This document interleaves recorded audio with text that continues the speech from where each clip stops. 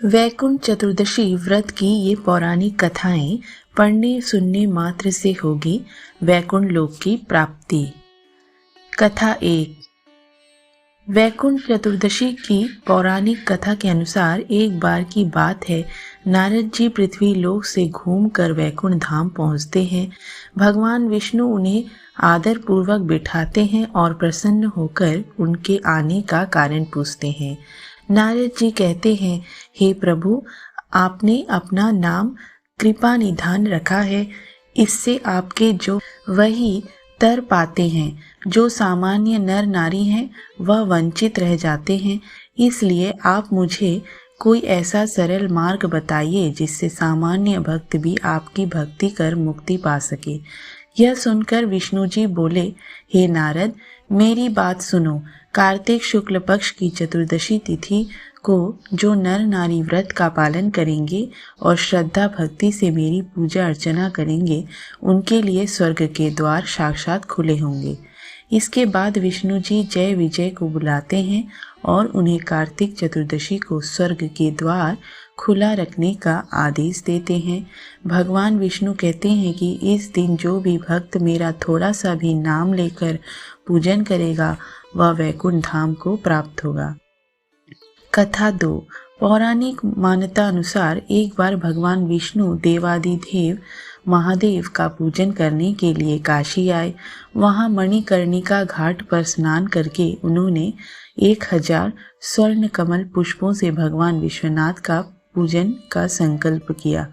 अभिषेक के बाद जब वे पूजन करने लगे तो शिवजी ने उनकी भक्ति की परीक्षा के उद्देश्य से एक कमल पुष्प कम कर दिया।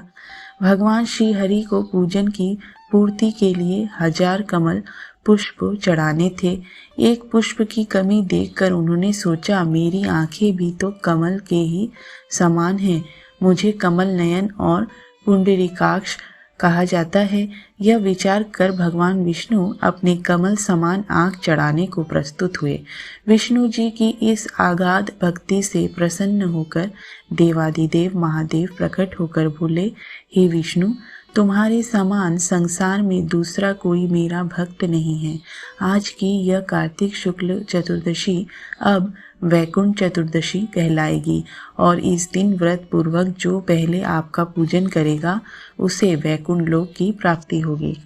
भगवान शिव ने इसी वैकुंठ चतुर्दशी को करोड़ों सूर्य की कांति के समान वाला सुदर्शन चक्र विष्णु जी को प्रदान किया था। शिव जी तथा विष्णु जी कहते हैं कि इस दिन स्वर्ग के द्वार खुले रहेंगे।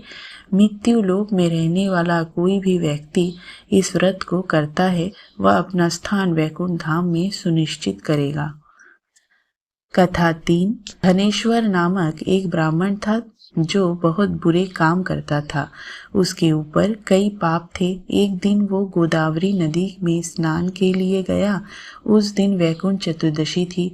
कई भक्तजन उस दिन पूजा अर्चना कर गोदावरी घाट पर आए थे। उस भीड़ में धनेश्वर भी उन सभी के साथ था। इस प्रकार श्रद्धालुओं के स्पर्श के कारण धनेश्वर को भी पुण्य मिला। जब उसकी मृत्यु हो गई तब उसे यमराज लेकर गए और नरक में भेज दिया।